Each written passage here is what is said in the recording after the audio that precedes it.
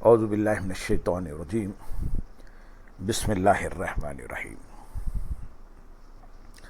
معزز سامعین، ہماری یہ نشست پچھلی 12 نشستوں کا تسلسل ہے، جس میں ہم نے ایمان سے متعلق چند سوال جواب پیش کیے جو آپ حضرات کی معلومات کے لیے ہیں، اور آج بھی ہم اس نشست میں اسی کے تسلسل میں سوال جواب پیش کریں گے۔ اور آج کی نشست کا سب سے پہلا سوال ہے سوال نمبر 61۔ موجودہ دور زوال میں ایمان کی حفاظت کس طرح ممکن ہے؟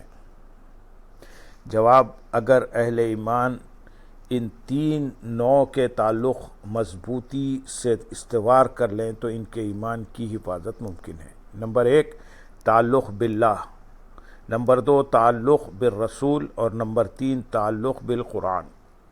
اس حوالے سے قرآن حکیم میں ارشاد باری تعالیٰ ہے، سورۃ آل عمران آیت نمبر 101 میں، اور تم اب کس طرح کفر کرو گے حالانکہ تم وہ خوش نصیب ہو کہ تم پر اللہ کی آیتیں تلاوت کی جاتی ہیں اور تم میں خود اللہ کے رسول موجود ہیں، اور جو شخص اللہ کے دامن کو مضبوط پکڑ لیتا ہے تو اسے ضرور سیدھی راہ کی طرف ہدایت کی جاتی ہے۔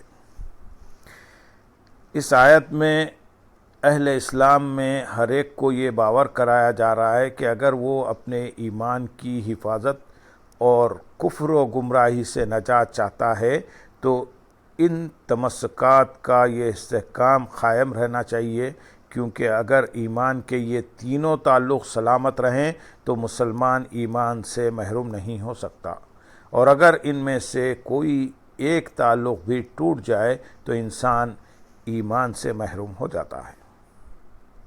سوال نمبر 62، تعلق باللہ سے کیا مراد ہے؟ جواب: تعلق باللہ سے مراد یہ ہے کہ بندہ مومن کے دل میں اللہ کے سوا کسی اور کی محبت جاگزی نہ ہو، کیونکہ جس دل میں اللہ تعالیٰ کی محبت سما جاتی ہے اس دل میں کسی اور کے لیے محبت والا تعلق پیدا ہی نہیں ہو سکتا۔ جب یہ کیفیت نصیب ہو جائے تو بیوی، بچوں، بہن، بھائیوں، رشتہ داروں اور دوستوں کی محبتیں اس عظیم محبت کے تابع ہو جاتی ہیں۔ پھر یہ محبت جس محبت کو باقی رکھنا چاہتی ہے وہ باقی رہتی ہے، اور جس کو ختم کرنا چاہتی ہے وہ ختم ہو جاتی ہے۔ حضرت ابو ذر غفاری رضی اللہ تعالیٰ عنہ روایت کرتے ہیں کہ حضور نبی اکرم صلی اللہ علیہ وسلم نے ارشاد فرمایا، اللہ تعالیٰ کے لیے محبت اور اللہ تعالیٰ کے لیے بغض رکھنا اللہ کے نزدیک پسندیدہ ترین عمل ہے۔ اور ایک حدیث مبارک میں ہے کہ آپ صلی اللہ علیہ وسلم نے ارشاد فرمایا، اللہ تعالیٰ کے لیے محبت کرنا اور اللہ تعالیٰ کے لیے بغض رکھنا ایمان کا مضبوط ترین گوشہ ہے۔ سوال نمبر 63، تعلق بالرسول صلی اللہ علیہ وسلم سے کیا مراد ہے؟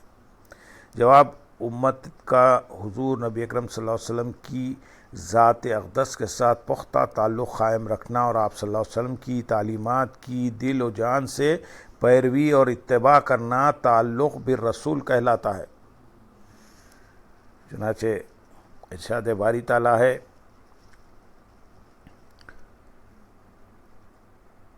اور جو لوگ ایمان لائے اور نیک عمل کرتے رہے اور اس کتاب پر ایمان لائے جو محمد صلی اللہ علیہ وسلم پر نازل کی گئی ہے، اور وہی ان کے رب کی جانب سے حق ہے۔ موجودہ معروضی حالات میں یہ افسوس کا مقام ہے کہ ہم حضور نبی اکرم صلی اللہ علیہ وسلم کی محبت کے بلند و بالا دعوے تو بہت کرتے ہیں، مگر اس محبت کے تقاضے پورے نہیں کرتے۔ حضور نبی اکرم صلی اللہ علیہ وسلم کی ذات سے تعلق بحال ہونے کا معنی یہ ہے کہ آقا صلی اللہ علیہ وسلم کی غلامی کا توق ہم اس طرح زیب گلو کریں کہ دنیا کی ہر غلامی سے ہماری جان چھوٹ جائے۔ وہ لوگ جو فقط حضور صلی اللہ علیہ وسلم کے خادم اور غلام بن جاتے ہیں، وہ دنیا کے جاہ و منصب اور جھوٹی وفاداریوں کے بت پاش کر دیتے ہیں، اور سوائے حضور نبی اکرم صلی اللہ علیہ وسلم کے کسی اور سے آشنائی کا دم نہیں بھرتے۔ جس دن ہم آپ صلی اللہ علیہ وسلم کے سچے غلام اور بن گئے، اس دن ہم محکومی غیر سے آزادی حاصل کر کے حریت کی منزل پر جا پہنچیں گے۔ سوال نمبر 64، تعلق بالقرآن سے کیا مراد ہے؟ جواب، تعلق بالقرآن، قرآن کی تعلیمات کے برحق ہونے، ان پر عمل کرنے اور ان کے عملی نتائج کے 100% درست ہونے پر پختہ اور کامل یقین رکھنے کو کہتے ہیں۔ چنانچہ ارشاد باری تعالیٰ ہے قرآن حکیم سورۃ النحل آیت نمبر 90 میں، اے محبوب، ہم نے آپ پر ایسی کتاب نازل کی ہے جو ہر شے کا بیان کرنے والی ہے۔ اس آیت کریمہ میں بنی نوع انسان کو یہ نقطہ سمجھایا جا رہا ہے کہ اگر قرآن سے حقیقی تعلق قائم ہو جائے تو ہمیں قرآن میں اللہ تعالیٰ کے عطا کردہ علم و حکمت کے سوا دنیا کے کسی فلسفے سے رہنمائی حاصل کرنے کی ضرورت نہیں۔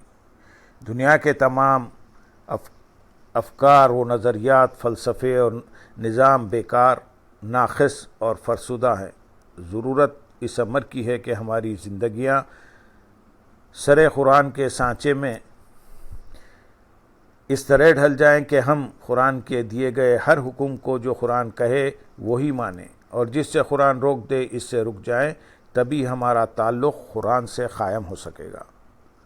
یہ تمسکات ایمان کی 3 بنیادیں ہیں جن کی استواری پر قرآن مجید نے ایمان کی حفاظت کا دار و مدار رکھا ہے۔ ہمارے ایمان کی حفاظت اس وقت ہوگی جب قرآن سے، ذات مصطفیٰ صلی اللہ علیہ وسلم اور اللہ سے ہمارا تعلق ہدایت، تعلق غلامی اور تعلق بندگی نہایت ہی احسن طریقے سے بحال ہو جائے۔ اللہم صلی علی سیدنا محمد وعلی آلہ سیدنا محمد وبارک وسلم، وآخر دعوانا ان الحمد للہ رب العالمین۔ سبحان